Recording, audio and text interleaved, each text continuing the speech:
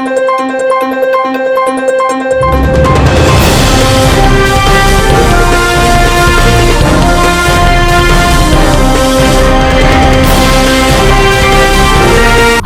ప్రజల పక్షం 95 న్యూస్ కి స్వాగతం. ముందుగా హెడ్లైన్స్. క్యూర్ సెల్ పేరుతో 9 కోట్లకు కుచ్చుటోపీ. మదనపల్లిలో వెలుగులోకి వచ్చిన వైసీపీ నాయకుడి ఘరానా మోసం. రావురివండ్లపల్లి పరిసర ప్రాంతాల్లో పెద్ద పులి సంచరిస్తుందని వీడియో వైరల్ చేసిన యువకులు. ఫారెస్ట్ అధికారుల అదుపులో తప్పుడు సమాచారాన్ని వైరల్ చేసిన యువకులు. వేతనాలు పెంచాలని అంగన్వాడీలు సిఐటియు ఆధ్వర్యంలో కలెక్టరేట్ ముట్టడి. నవచేతన యాప్ రద్దు చేసి పని ఒత్తిడి తగ్గించాలని డిమాండ్. ఇక డీటెయిల్స్ చూస్తే శుక్రవారం ఉదయం నిర్వహించిన మీడియా సమావేశంలో జిల్లా కలెక్టర్ మాట్లాడుతూ 6 నియోజకవర్గాల పరిధిలో బిఎల్ఓలు సమర్థవంతంగా విధులు నిర్వహిస్తున్నారని వారికి అభినందనలు తెలిపారు. చిత్తూరు జిల్లాలో మొత్తం ఓటర్లు 13,40,126 ఉండగా సుమారుగా 79.69% ఇప్పటి వరకు పూర్తయిందని తెలిపారు. మొదటి స్థానం నగిరి 84.2%, రెండవ స్థానం గంగాధర నెల్లూరు 81.37%, మూడవ స్థానం పలమనేరు 80.34% ముందంజలో ఉండగా మిగిలిన స్థానాలు వేగవంతంగా ఓటర్ నమోదు ప్రక్రియ చేస్తున్నారు. జిల్లాలో మొత్తం 20,000 ఓట్లు 2 చోట్ల ఎంట్రీలను తొలగించడం జరుగుతుందని తెలిపారు. మదనపల్లె పట్టణంలో క్యూఆర్ సెల్ పేరుతో నిర్వహించిన చైన్ లింక్ పెట్టుబడి పథకంలో సుమారు 9 కోట్ల రూపాయల మేర పెట్టుబడులు చిక్కుకుపోయినట్లు బాధితులు ఆరోపిస్తున్నారు. ఏడాది క్రితం వైఎస్ఆర్సీపీకి చెందిన ఓ స్థానిక నాయకుడు ఈ పథకాన్ని ప్రారంభించి అధిక వడ్డీతో పాటు 200 రకాల వ్యాధులకు ఉపయోగపడే క్యూఆర్ సెల్ పౌడర్ ను ప్రత్యేక ఆఫర్లో అందిస్తామని ప్రచారం చేసినట్లు సమాచారం. ఈ పథకంలో ఉపాధ్యాయులు, ప్రభుత్వ ఉద్యోగులు, వ్యాపారవేత్తలు, రోజువారీ కూలీలు, మహిళలు తదితర వర్గాలకు చెందిన పలువురు పెట్టుబడులు పెట్టినట్లు తెలుస్తోంది. ప్రారంభంలో కొంతమందికి అధిక వడ్డీ చెల్లించి విశ్వాసం కల్పించారని, అనంతరం 2025 నవంబర్ వరకు చెల్లింపులు కొనసాగాయని బాధితులు చెబుతున్నారు. అయితే కంపెనీ పేరు మార్చామని చెప్పి గత 8 నెలలుగా పెట్టుబడిదారులకు డబ్బులు తిరిగి చెల్లించడం లేదని ఆరోపిస్తున్నారు. దీంతో పెట్టుబడిదారులు తీవ్ర ఆందోళనకు గురవుతున్నారు. తిరుపతికి చెందిన ఓ వ్యక్తి ఈ సంస్థకు బ్రాండ్ అంబాసిడర్గా ఉన్నారని చెప్పి మదనపల్లి ప్రజలను నమ్మించి పెద్ద మొత్తంలో పెట్టుబడులు సేకరించినట్లు సమాచారం. పట్టణంలోని వివిధ రాజకీయ పార్టీలకు చెందిన కొందరు నాయకులు, అలాగే వెల్నెస్ క్లబ్ ద్వారా పరిచయమైన పలువురు ద్వారా కూడా పెట్టుబడులు సేకరించినట్లు ప్రచారం జరుగుతోంది. ఈ వ్యవహారానికి సంబంధించి 2 రోజుల క్రితం పట్టణంలోని ఎన్వీఆర్ లేఅవుట్లో కొందరి మధ్య వాగ్వాదం, తోపులాట జరిగినట్లు స్థానికంగా చర్చ జరుగుతోంది. అయితే ఇప్పటి వరకు ఈ వ్యవహారంపై ఎవరూ పోలీసులకు అధికారికంగా ఫిర్యాదు చేయలేదు. తమ డబ్బులు తిరిగి వస్తాయో లేదో అన్న ఆందోళనతో బాధితులు ఉన్నట్లు తెలుస్తోంది. ఇదే సమయంలో బాధితులు గ్రూపులుగా ఏర్పడి మరో 2-3 రోజుల్లో పోలీసులను ఆశ్రయించి ఫిర్యాదు చేసేందుకు చర్చలు జరుపుతున్నట్లు సమాచారం. మదనపల్లి వ్యవసాయ మార్కెట్ కమిటీ చైర్మన్ గా జంగాల శివరాం నియామకాన్ని సవాలు చేస్తూ బహుజన్ సమాజ్ పార్టీ మహిళా నాయకురాలు జి సంధ్యారాణి శుక్రవారం ఆంధ్రప్రదేశ్ హైకోర్టులో రిట్ పిటిషన్ దాఖలు చేశారు. ఈ పిటిషన్ ను విచారణకు స్వీకరించిన హైకోర్టు ప్రాథమిక విచారణ అనంతరం రాష్ట్ర ప్రభుత్వం జంగాల శివరాం కు నోటీసులు జారీ చేసి వివరణ కోరింది. పిటిషన్లో పేర్కొన్న వివరాల ప్రకారం అన్నమయ్య జిల్లా కలెక్టర్ 2025 జనవరి 27న జారీ చేసిన రోస్టర్లో మదనపల్లి వ్యవసాయ మార్కెట్ కమిటీ చైర్మన్ పదవిని ఓసీకు కేటాయించారు. అనంతరం ఎలాంటి సవరణ ఉత్తర్వులు జారీ చేయకుండా అదే పదవిని ఓసీగా పరిగణించి పురుషుడైన జంగాల శివరాంను చైర్మన్గా నియమించడం చట్టవిరుద్ధమని పిటిషనర్ వాదించారు. ఈ అంశంపై ప్రాథమిక విచారణ చేపట్టిన హైకోర్టు రోస్టర్ ప్రకారం మహిళకు కేటాయించిన పదవిని ఏ అధికారంతో పురుషుడికి కేటాయించారో, సంబంధిత నియామకం ఏ చట్టపరమైన ఆధారంపై జరిగిందో వివరణ ఇవ్వాలని రాష్ట్ర ప్రభుత్వాన్ని ప్రశ్నించింది. అలాగే ఆ నియామకాన్ని ఎందుకు రద్దు చేయకూడదో తెలియచేయాలని నోటీసుల్లో పేర్కొంది. ఈ సందర్భంగా బీఎస్పీ మహిళా నాయకురాలు జి సంధ్యారాణి మాట్లాడుతూ మహిళలకు రాజ్యాంగబద్ధంగా రోస్టర్ ప్రకారం రావాల్సిన పదవులను మహిళలకు ఇవ్వకుండా పురుషులకు కేటాయించడం ఆందోళనకరమని పేర్కొన్నారు. రోస్టర్ విధానాన్ని పాటించకుండా తీసుకున్న నిర్ణయం మహిళల ప్రాతినిధ్యాన్ని దెబ్బతీస్తుందని, ఇది రాజ్యాంగ స్ఫూర్తికి, సమాన అవకాశాల సూత్రానికి విరుద్ధమని ఆమె అభిప్రాయపడ్డారు. మహిళల హక్కుల పరిరక్షణ కోసం ప్రజలు ముందుకు రావాలని బీఎస్పీ పిలుపునిచ్చింది. జై భీమ్, జై బీఎస్పీ. అన్నమయ్య జిల్లా కలెక్టర్ జనవరి 27, 2025 తేదీ జారీ చేసిన రోస్టర్ ప్రకారం మదనపల్లె మార్కెట్ కమిటీ చైర్మన్ పదవిని మహిళలకు కేటాయించబడింది. అయితే ఆ రోస్టర్లో ఎటువంటి సవరణ ఉత్తర్వులు జారీ చేయకుండా అదే పదవిని ఓసీ జనరల్గా పరిగణించి పురుషుడైన జంగాల శివరాంను చైర్మన్గా నియమించడం చట్టబద్ధ విరుద్ధం. దీనికోసం వేసిన పిటిషన్ స్వీకరించిన గౌరవ ఆంధ్రప్రదేశ్ హైకోర్టు నేడు ప్రాథమిక విచారణ నిర్వహించింది. రోస్టర్ ప్రకారం మహిళలకు కేటాయించిన పదవిని ఏ అధికారంతో పురుషుడికి కేటాయించారో శ్రీ జంగాల శివరాం గారు పదవిని ఏ చట్టపరమైన ఆధారంతో జరిగిందో వివరణ ఇవ్వాలి. రోస్టర్ ప్రకారం రావాల్సిన పదవులు టీడీపీ కూటమి ప్రభుత్వం స్వయంగా ఉల్లంఘించడం అత్యంత ఆందోళనకరం. మహిళకు సాధికారత గురించి మాట్లాడే ప్రభుత్వం మహిళలకు కేటాయించిన పదవిని పురుషుడికి అప్పగించడం మహిళల హక్కులపై ప్రత్యక్షంగా దాడి చేసే విధంగా ఉంది. రోస్టర్ విధానం అమలు చేయకుండా తీసుకున్న నిర్ణయాన్ని వల్ల మహిళలకు లభించవలసిన ప్రాతినిధ్యం దెబ్బతింటుంది. ఇటువంటి చర్యలు రాజ్యాంగ స్ఫూర్తిగా మరియు సమాన అవకాశాలు సూత్రానికి విరుద్ధం. దీనిని మదనపల్లె మహిళలు ప్రజా సామాన్యవాదులుగా సామాజిక న్యాయాన్ని విశ్వసించే ప్రతి ఒక్కరూ ఈ ఘటనను ఖండించాలని, మహిళా హక్కులను కాపాడుకోవాలని బహుజన సమాజ్ పార్టీ తరపున కోరుతున్నాను. జై భీమ్, జై భారత్, జై బీఎస్పీ. అంగన్వాడీలో జాతీయ కోర్కెల దినోత్సవం సందర్భంగా AP anganwadi workers and helpers union CITU అనుబంధం ఆధ్వర్యంలో అన్నమయ్య కలెక్టరేట్ ముట్టడి నిర్వహించారు. ఈ సందర్భంగా అంగన్వాడీలకు కనీస వేతనం 26,000 చెల్లించాలని, కూటమి ప్రభుత్వ హామీ మేరకు ప్రభుత్వ సంక్షేమ పథకాలు అంగన్వాడీలకు అమలు చేయాలని, హెల్త్ డిపార్ట్మెంట్ నవచేతన యాప్ పని అంగన్వాడీల చేత చేయించడాన్ని మానుకోవాలని, అంగన్వాడీలకు పీఎఫ్, ఈఎస్ఐ పెన్షన్ ఇవ్వాలని ధర్మా మిషన్ కాంపౌండ్ నందు నిర్వహించారు. ఈ సందర్భంగా యూనియన్ జిల్లా వర్కింగ్ ప్రెసిడెంట్ ఓబులమ్మ అధ్యక్షతన జరిగిన ధర్నాలో అంగన్వాడీ జిల్లా ఇన్ఛార్జ్ భాగ్యలక్ష్మి, కోశాధికారి గౌరీ, ఉపాధ్యక్షులు మధురవాణి, గంగలు మాట్లాడుతూ అంగన్వాడీలకు వేతనాలు పెంచుతామని కేంద్రంలోని బీజేపీ ప్రభుత్వం చెప్పి 11 ఏళ్లు గడుస్తున్నా ₹1 పెంచలేదని, రాష్ట్రంలో వేతనం పెంచి 7 సంవత్సరాలు గడుస్తుందని, ఈ కాలంలో నిత్యావసర సరుకుల ధరలు, ఇంటి అద్దెలు, గ్యాస్, కరెంటు బిల్లులు 100 రెట్లు పెంచారని విమర్శించారు. ఇచ్చే 7,000 జీతంలో సెంటర్ వద్దుల నిర్వహణకై పెట్టుబడులు పెట్టడానికే సరిపోతుందన్నారు. రాజకీయ ఒత్తిళ్లతో తొలగించిన పెద్దాపురం వర్కర్ ఉద్యోగాన్ని తిరిగి ఇవ్వాలని రాష్ట్ర హైకోర్టు ఆదేశంపై జిల్లా శిశు సంక్షేమ అధికారులు నిర్లక్ష్యం వహించడాన్ని తప్పుపట్టారు. పోరాడి సాధించుకున్న గ్రాడ్యుటీ అమలును జిల్లా అధికారులు నిబంధనల పేరుతో అపాయింట్మెంట్ ఆర్డర్లు లేవని, సాకుతో కార్మికులకు అన్యాయం చేస్తే చూస్తూ ఊరుకోమని హెచ్చరించారు. వంట కోసం ఇచ్చిన ఇండక్షన్ స్టవ్ వల్ల వచ్చే కరెంటు బిల్లు రాష్ట్ర ప్రభుత్వమే చెల్లించాలన్నారు. జగ్గంపేట, తాళ్ళూరు ప్రాంతాలలో ఆయా పోస్టులు ఏళ్ల తరబడి భర్తీ చేయకపోవడంతో పని భారం మొత్తం టీచర్లపై పడుతుందన్నారు. తక్షణం ఖాళీ పోస్టులను భర్తీ చేయాలని, ప్రమోషన్లకు 5 ఏళ్ల సర్వీస్ నిబంధనను తొలగించి స్థానిక ఆయాలతో భర్తీ చేయాలని డిమాండ్ చేశారు. గుడ్లు సకాలంలో అందేలా ఏర్పాట్లు చేయాలని, ఎఫ్ఆర్ఎస్ పేరుతో గర్భిణీ స్త్రీలను, బాలింతలను ఇబ్బందులకు గురి చేయవద్దని కోరారు.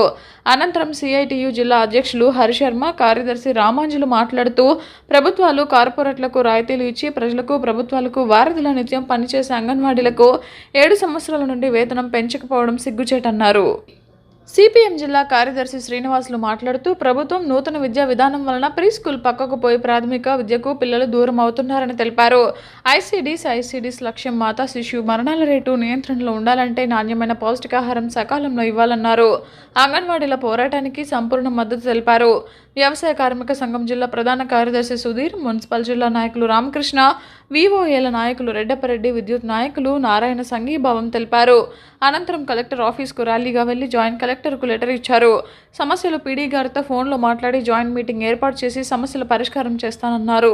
ఈ కార్యక్రమంలో అంగన్వాడీ నాయకులు భూకైలేశ్వరి, శ్రీవాణి, అపర్ణ, విజయసిద్ధమ్మ, వాణికుమారి, రాధిక, శంకరమ్మ, జిల్లా వ్యాప్తంగా అంగన్వాడీలు తదితరులు పాల్గొన్నారు. అంటారు కానీ అలాంటి పిల్లలు గర్భస్థ దశ నుంచే, తల్లి గర్భంలో ఉన్నప్పటి నుంచే కానీ తల్లి బిడ్డ సంక్షేమం కోసం ఐసిడిఎస్ 1975లో స్థాపించారు. ఇప్పటికీ ఐసిడిఎస్ పుట్టి 50 సంవత్సరాలు అవుతున్నప్పటికీ అందులో కీలక పాత్ర పోషిస్తున్నటువంటి అంగన్వాడీ వర్కర్లు, హెల్పర్లు, మినీ వర్కర్ల భవిష్యత్తు మాత్రం ఏమాత్రం మెరుగుపడకుండా ఉంది. 50 సంవత్సరాలు అవుతున్నా ఇంతవరకు అక్కడ పనిచేస్తున్నటువంటి ఉద్యోగులను ఎవరిని కూడా పర్మనెంట్ చేయకుండా చాలా ఇబ్బందులు గురి చేస్తూ ఉన్నారు. కేంద్ర రాష్ట్ర ప్రభుత్వాలు ఈరోజు అంగన్వాడీ వర్కర్లకు జీతాలు పెంచి 10 సంవత్సరాలు అవుతున్నప్పటికీ నిత్యావసర సరుకులు అంచెలంచెలుగా పెరిగిపోతూ ఉన్నాయి. ఇంతవరకు ఏమాత్రం జీతాలు పెంచుతామనే విషయం చెప్పకుండా ఎప్పుడూ ప్రతిపక్షంలో ఉన్నప్పుడు అంగన్వాడీ వర్కర్లు తమ న్యాయమైన డిమాండ్ల పరిష్కారం కోసం ధర్నాలు చేస్తుంటే వచ్చి వాళ్ళ టెంట్లో కూర్చొని మేము అధికారంలోకి వచ్చినాక మీకు జీతాలు పెంచుతాం, మీ యొక్క డిమాండ్లన్నీ కూడా పరిష్కరిస్తామని చెప్పి తర్వాత అధికారంలోకి వచ్చిన తర్వాత అంగన్వాడీలను మర్చిపోయే పరిస్థితుంది. ముఖ్యంగా యాపుల భారం ఎక్కువ అవుతుంది. 1975 అక్టోబర్ 2వ తేదీన 50 సంవత్సరాల క్రితము ఐసిడిఎస్ ఏర్పాటు చేసింది. దీన్ని ముఖ్య ఉద్దేశము మాతా శిశు మరణాలు తగ్గించాలని. ఇది యునిసెఫ్ కూడా గుర్తించింది. అంగన్వాడీలు బాగా పనిచేస్తున్నారు కాబట్టి మాతా శిశు మరణాలు తగ్గాయి అనేసి. కానీ మేము చేసే పనిలో మా నాణ్యతను మేము చూపిస్తున్నాము. కానీ యాప్ల భారం ఎక్కువైంది. దానివల్ల నష్టం ఏమంటే మేము ప్రీ స్కూల్ నడపలేకుండా పోతున్నాము. 3 సంవత్సరాల నుంచి 5 సంవత్సరాల పిల్లలు మా దగ్గర ఉంటారు. ఆ 3 సంవత్సరాల నుంచి 5 సంవత్సరాలు పిల్లల జీవితంలో చాలా కీలకమైన భాగము. ఆ భాగంలోనే అంగన్వాడీ కార్యకర్త 24 గంటలు యాప్లతో పనిచేసుకుంటా ఫేస్ క్యాప్చర్లు తీసుకుంటా ఉంటే పిల్లలకు మేము ఏ విధంగా విద్యాబోధన చేయగలము, వాళ్లకు ఫండమెంటల్స్ నేర్పించగలము. ఏమీ నేర్పించకపోతే ప్రీ స్కూల్ కూడా పిల్లలు తగ్గిపోతారు. ప్రైవేట్ స్కూళ్ళల్లో కూడా పేదలకి కన్నతల్లులుగా చూసేటటువంటి పరిస్థితి ఈరోజు ఉంది. ప్రపంచ ఆరోగ్య సంస్థ కూడా అంగన్వాడీలని దాని ఆధారంగా ఉన్నటువంటి ఐసిడిఎస్ని సంస్థాగతం చేయాలని చెప్పింది. ఈ ఐసిడిఎస్ సేవల్ని కొనియాడింది. ఆ మేరకు సుప్రీంకోర్టు కూడా దీన్ని రెగ్యులర్గా నడిపేదానికి కృషి చేయాలని ప్రభుత్వాలకు సూచన చేసింది. అయితే నరేంద్ర మోడీ ప్రభుత్వం అధికారంలోకి వచ్చిన తర్వాత ఈ ఐసిడిఎస్ను నిర్వీర్యం చేయడానికి కుట్రలు పూనుకుంటుంది. దానికి నరేంద్ర మోడీ ప్రభుత్వానికి ఒత్తాస పలుకుతున్నటువంటి కూటమి ప్రభుత్వం, గతంలో ఉన్నటువంటి వైసీపీ ప్రభుత్వం కూడా ఈ ఐసిడిఎస్ను నిర్వీర్యం చేయడానికే కృషి చేశారు. దాంట్లో భాగంగా నూతన విద్యా విధానాన్ని తీసుకొని వచ్చి అంగన్వాడీ సెంటర్లని ప్రాథమిక పాఠశాలల్లో మెర్జ్ చేయడం, తాజాగా హెల్పర్లింగ్ అవసరం లేదు, రిటైర్డ్ అయినటువంటి వాళ్ళు కానీ లేకపోతే వయసు అయిపోయినటువంటి వాళ్ళు కానీ కొంత పని చేయలేనటువంటి వాళ్ళని కానీ మినహాయించుకొని ఆ సెంటర్ పరిధిలో ఉన్నటువంటి వాళ్ళతోనే ఈ హెల్పర్ చేసేటటువంటి పనులు చేయించుకోవాలని ఆదేశాలు ఇవ్వడం అంటేనే ఈ అంగన్వాడీ సెంటర్లను ఎత్తేయడానికి కుట్ర చేస్తున్నారని చెప్పేటటువంటిది చాలా స్పష్టంగా మనకు అర్థమవుతుంది.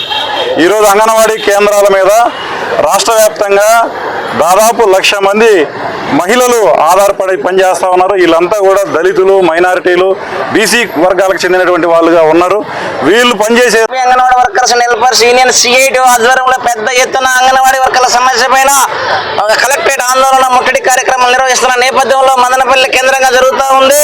ఇప్పటికే ఈ రాష్ట్ర ప్రభుత్వం 7 సంవత్సరాలుగా ఈ అంగన్వాడీ వర్కర్ల కనీస వేతనాల పెంపుదలకు పట్టించుకోకుండా వారి యొక్క పనిభారాన్ని పెంచుతూ వాళ్ళ యొక్క వేతనాలకు సకాలంలో ఇవ్వకున్నటువంటి వేధించే పరిస్థితి వస్తూ ఉంది.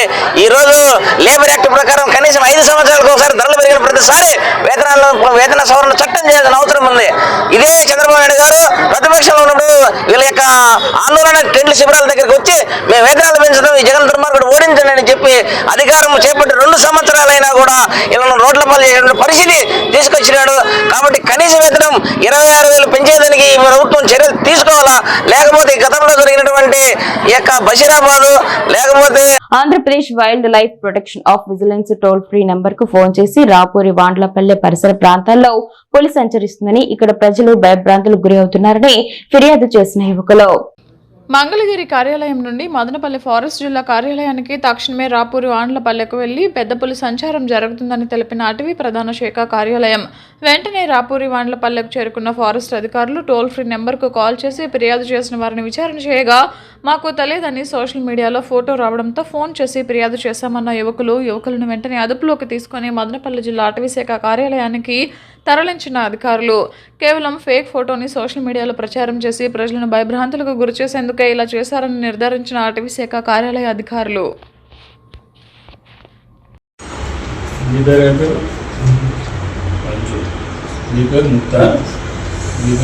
పవన్కి ఏం తెలుసు సార్, పవన్ రియల్ అనుకునేసి అందరికీ మనకి తెలియజేసినారు. అల్లాహ్ ప్రార్థన ఆధ్యాత్మిక శక్తిని మరియు మనశ్శాంతిని సాధించే ఒక శక్తివంతమైన సాధనం. ఇది అల్లా దయను పొందేందుకు మంచి మార్గమని మదనపల్లె వైఎస్ఆర్సీపీ సమన్వయకర్త నిసార్ అహ్మద్ పేర్కొన్నారు. శుక్రవారం మదనపల్లి టౌన్ అప్పారావు తోటలోని మసీదు ఏ కౌసర్లో నిసార్ అహ్మద్ ప్రత్యేక ప్రార్థనలు నిర్వహించారు. స్థానిక ముస్లింలు వైఎస్ఆర్సీపీ నాయకుల ఆహ్వానం మేరకు మసీదులో ప్రత్యేక ప్రార్థనలలో నిసార్ అహ్మద్ పాల్గొన్నారు. స్థానికులు సాదర స్వాగతం పలకగా ప్రార్థనలలో పాల్గొనడానికి వచ్చేసిన వారికి నిసార్ అహ్మద్ శుభాకాంక్షలు తెలియజేస్తూ ఆప్యాయంగా పలకరించారు. అనంతరం వారితో కలిసి సామూహిక ప్రార్థనలో పాల్గొన్నారు. నిసార్ అహ్మద్ మాట్లాడుతూ ప్రార్థన ద్వారా ఆత్మవిశ్వాసం పెంపొందించుకోవడానికి సాధ్యమవుతుందని, అల్లాతో కనెక్ట్ అవ్వడానికి, ఆయనకు దగ్గరవ్వడానికి సహాయపడుతుందని వివరించారు. కృష్ణ సమయాల్లో కష్ట సమయాల్లో ప్రార్థన ఓదార్పును, మానసిక ప్రశాంతతను ఇస్తుందని, ఇది ఆందోళనలను తగ్గించి ధైర్యాన్ని ఇస్తుందని అన్నారు. ప్రార్థన ద్వారా అల్లా వాక్యం పట్ల అవగాహన, పరిశుద్ధత, వినయం, మనం చేసే పనుల్లో ఎదుగుదల కలుగుతుందని వివరించారు. సమస్యలను ఎదుర్కోవడానికి అవసరమైన ఆధ్యాత్మిక శక్తిని, మనకు లభించిన ఆశీర్వాదాలకు అల్లాకు కృతజ్ఞతలు చెప్పడానికి ప్రార్థన ఒక మార్గం అన్నారు. నిమ్మనపల్లి మండల తహసీల్దార్ కార్యాలయంలో ట్రాక్టర్లు, జేసీబీల యజమానులతో సమావేశం నిర్వహించి వారికి అవగాహన నిర్వహించడం జరిగింది. తహసీల్దార్ తపస్విని ఎస్ఏ రామకృష్ణ విలేకరుల సమావేశంలో మాట్లాడుతూ ఇసుక, మట్టి, కట్టెలు అక్రమంగా తరలిస్తే వారిపై కేసులు తప్పవని తహసీల్దార్ తపస్విని ఆగ్రహం వ్యక్తం చేశారు. ఎస్ఏ రామకృష్ణ మాట్లాడుతూ అనుమతులు లేనిదే ఇసుక, మట్టి, కట్టెలు తరలించగలరని, ట్రాక్టర్లు, జేసీబీలు డ్రైవర్లకు లైసెన్స్ తప్పనిసరిగా ఉండాలని, ఎలాంటి ప్రమాదాలు జరిగినా ఇన్సూరెన్స్ ఖచ్చితంగా ఉండాలని ఆయన తెలిపారు. అనంతరం రాచవేటవారిపల్లె పవనం, అగ్రహారం, నిమ్మనపల్లి చెరువుల్లో బహుదా పరివాహక ప్రాంతాల్లో అక్రమంగా ఇసుక, మట్టిని తరలిస్తున్నట్లు మా దృష్టికి వచ్చిందని, అక్రమంగా తరలించినట్లు తెలిస్తే కఠినంగా శిక్షింపబడతారని హెచ్చరించారు. రికార్డు పేపర్లు సక్రమంగా లేని వాహనాలను నడపరాదని, అలా అతిక్రమించి ఇసుక, మట్టి, కట్టెలను తరలిస్తే వారిపై కేసు నమోదు చేస్తామని తెలిపారు. కార్యక్రమంలో irrigation AE Srihari Reddy, DT Sirajuddin, revenue కార్యాలయ సిబ్బంది, ట్రాక్టర్లు, జేసీబీల యజమానులు తదితరులు పాల్గొన్నారు. తీసుకోవాలనే ఉద్దేశంతో ఈ మీటింగ్ కండక్ట్ చేయడం జరిగింది మేడం గారి ఆధ్వర్యంలో. కాబట్టి మీ అందరికీ చెప్పడం ఏమంటే, దయచేసి చెరువులు కానీ గవర్నమెంట్ ల్యాండ్స్ ఎక్కడైనా కానీ మీరు మట్టి ఎత్తుకోవాలంటే ఖచ్చితంగా చెరువుల్లో అయితే ఇరిగేషన్ డిపార్ట్మెంట్ పర్మిషన్ ఉండాలా. అదే గవర్నమెంట్ ల్యాండ్స్ ఎక్కడ గుట్టలు కానీ ఇంకో చోట కావాలంటే మైన్స్ వాళ్ళ పర్మిషన్ ఉండాలి. ఇది లేకుండా ఎక్కడన్నా జేసీబీలు పెట్టి మట్టి ఎత్తినట్లయితే ఖచ్చితంగా వాళ్ళ మీద కఠినమైన చర్యలు తీసుకోబడతాయి. తర్వాత మళ్ళీ మీరు చాలా ఇబ్బంది పడాల్సి వస్తుంది. ఒక్కసారి కేసు ఎఫ్ఐఆర్ నమోదు చేసి అది మైన్స్ వాళ్ళకి మైన్స్ డిపార్ట్మెంట్స్ పంపించినామంటే ఖచ్చితంగా వెహికల్ మీద 70,000 నుంచి 1,00,000 రూపాయల వరకు ఫైన్ వేయడం కూడా జరుగుతుంది. కాబట్టి ఒకసారి మీరు కేసులో ఇన్వాల్వ్ అయినా అంటే, కేసులో ఎత్తుకున్నారంటే మీరు మళ్ళీ లైఫ్లో కోరుకోలేదు. కాబట్టి ఏమున్నా కూడా ఇన్ని రోజులు మీకు తెలిసి జరిగిందా అంతా వదిలేస్తే ఇప్పటి నుంచి ఖచ్చితంగా ఎక్కడ కానీ మీరు తోలాలన్నా ఖచ్చితంగా పర్మిషన్ అనేది ఉండాలి. దట్ ఇంకోటి, ఈ కెనాల్లో కూడా ఇసుక జేసీబీలు పెట్టేస్తున్నారనేది ఒక సమాచారం. అది కూడా ఎక్కడైతే ఈ కట్టలు ఉంటాయో, అంటే చెక్ డ్యాములు కరెక్ట్ దాని కింద ఎత్తుకున్నారు అనేది ఒకటి కంప్లైంట్. దయచేసి అది మాత్రం, ఎందుకంటే దానివల్ల చాలా నష్టం ఉంది. అది ఇప్పుడు తెలియకపోవచ్చు, తర్వాత తెలుస్తుంది దాని నష్టం ఏమనేది. కాబట్టి మీరు ఇసుక అనేది జేసీబీతో ఎత్తకూడదు, ఇసుక ఫ్రీనే. అట్లనే జేసీబీతో ఎత్తుకోమని ఎక్కడా లేదు. అర్థమైందా? మనుషులతో ఎత్తుకోవచ్చు. దట్టు డిపార్ట్మెంట్ చూసిన ప్లేస్లో మాత్రమే ఎత్తుకోవాలి. రీచ్ ఐడెంటిఫై చేస్తారు డిపార్ట్మెంట్. ఆ రీచ్లో మాత్రమే ఎత్తుకోవాలి. ఎక్కడ పడితే అక్కడ ఎత్తుకోవాలని లేదు. అఫీషియల్ రీచ్ మన మండలం లేదు, పక్కన మండలం వాయిపల్లో ఉంది. కాబట్టి ఇవన్నీ గుర్తుపెట్టుకోవాలా. ఖచ్చితంగా ఇప్పటి నుంచి స్ట్రిక్ట్గా యాక్షన్స్ ఉంటాయి. మీరు ఖచ్చితంగా మీకు అవసరం ఉందంటే ఖచ్చితంగా కన్సర్న్ డిపార్ట్మెంట్తో ఖచ్చితంగా పర్మిషన్ తీసుకొని చేసుకోవాలి. ఎస్ఐ గారికి మీకు నమస్కారం అండి. ఇప్పుడు ప్రతిరోజు మేము ఎంత చెప్తాము, మీరు ఎవ్వరూ అనాథరైజ్డ్గా తోలింగ్గానే ఉండరు. ఏదో బ్రతుకు తెరువు అంటారు, ఇంకోటి పట్టుకుంటే డ్రైవర్ని పట్టుకుంటాం, వాడేదో ఏడుస్తాడు, వెళ్ళిపోయేది జరుగుతాడు. ఇంకోటి, ఇప్పుడు దీని పరంగా పర్మిషన్ ఎవరి దగ్గర తీసుకోవాలనేది మీకు మెయిన్. ఏదో ఎంఆర్ఓ ఆఫీస్లో ఒక అర్జీ పడేసినాము, మేడం పెన్షన్ వేసింది, అయిపోయింది, పర్మిషన్ వచ్చేసింది, మేము ఎంతైనా తోలుకోవచ్చు అనేది కాదు. అసలు మీరు మట్టి తోలుకునేదానికి రెవెన్యూ డిపార్ట్మెంట్ పర్మిషన్ ఇవ్వదు. ఇచ్చేది ఎవరు? చెరువుల్లో ఎత్తుకోవాలంటే ఇరిగేషన్ సార్ వాళ్ళు ఇస్తారు. అది కూడా ఏఈ గారు ఇవ్వరు. వాళ్ళ హెడ్ ఆఫీస్ నుంచి తెచ్చుకోవాల్సి వస్తుంది. పేపరు ఏదో ఫోన్లో చేసేసి తోలుకోకు అట్లా చెప్పితే అది పర్మిషన్ కాదు. ఏదైనా కూడా పర్మిషన్ మీకు కాగితం రూపంలోనే వస్తేనే అది పర్మిషన్. ఇంకా గుట్టలు ఉంటాయి గవర్నమెంట్ ల్యాండ్లో, అవంతా కూడా మీరు మైన్స్ నుంచి రిటర్న్గానే పేపర్తోనే తెచ్చుకోవాల్సి ఉంటుంది. ఏదో ఫోన్లో చేసి చెప్పేసినారు, వీఆర్ఓ చెప్పినాడు, ఇంకో చెప్తున్నారో ఫోన్ మెసేజ్లో వచ్చి అక్కడ పారేసిపోయినాము, ఇదంతా పర్మిషన్ కానే కాదు. ఇప్పుడు మీరు బాగా అర్థం చేసుకోండి. చెరువుల్లో అయితే ఇరిగేషన్ వాళ్ళు ఇస్తారు, గుట్టలు అలాంటివి అయితే మైన్స్ వాళ్ళు పర్మిషన్ ఇస్తారు. మీరు సమ్ అమౌంట్ వాళ్ళు క్యూబిక్ మీటర్ కింద అనుకునేసి క్యాలిక్యులేట్ చేసి డబ్బులు కడితే వాళ్ళు మీకు పర్మిషన్ డేట్లు వేసి ఇస్తారు. అలా కాకుండా మీ ఇష్టం వచ్చినట్లు చేయడానికి కుదరదు. జేసీబీ వాళ్ళకు మీ కాంటాక్ట్స్ ఉంటాయి కాబట్టి ముఖ్యంగా చెప్పండి. ఎందుకంటే ఇది అన్నెసరీ కాంప్లికేషన్. గవర్నమెంట్ ల్యాండ్ అంతా చేసుకుంటా పోతే అదొకటి ఉంటుంది, జీవ వైవిధ్యం. కొండలు ఉంటేనే చెరువులు నిండుతాయి, ఏం చెరువులు ఉంటేనే మీ పంటలు పండుతాయి. మేమేదో ఇంకో సంవత్సరం ఉండి వెళ్ళిపోతాం. ఊరు మీది, కాపాడుకోవాల్సిన బాధ్యత మీది. కాబట్టి అర్థం చేసుకొని జేసీబీ ఓనర్స్ రాలేదు కాబట్టి వాళ్ళకి మళ్ళీ సపరేట్గా పెడతాము. మీరు కూడా వాళ్ళకి చెప్పండి. మీరు మాత్రం ఏదో డ్రైవర్ని పంపించేసినాం, లేదా తగులుకుంటే వాడు తగులుకుంటాడు అనేదే లేదు. బండి ఎవరి పేరు మీద రిజిస్ట్రేషన్ అయి ఉంటుందో వాళ్ళని పట్టుకొస్తాం, అది కంపల్సరీ. మదనపల్లి సమీపంలోని మేట్స్ డీమ్డ్ ట్యూబ్ యూనివర్సిటీలో 2026-27 విద్యా సంవత్సరానికి వివిధ విభాగాల్లో పీహెచ్డీ ప్రవేశాల కోసం జూలై 5 నిర్వహించిన ప్రవేశ పరీక్షల ఫలితాలను university vice chancellor doctor C Yuvaraj విడుదల చేశారు.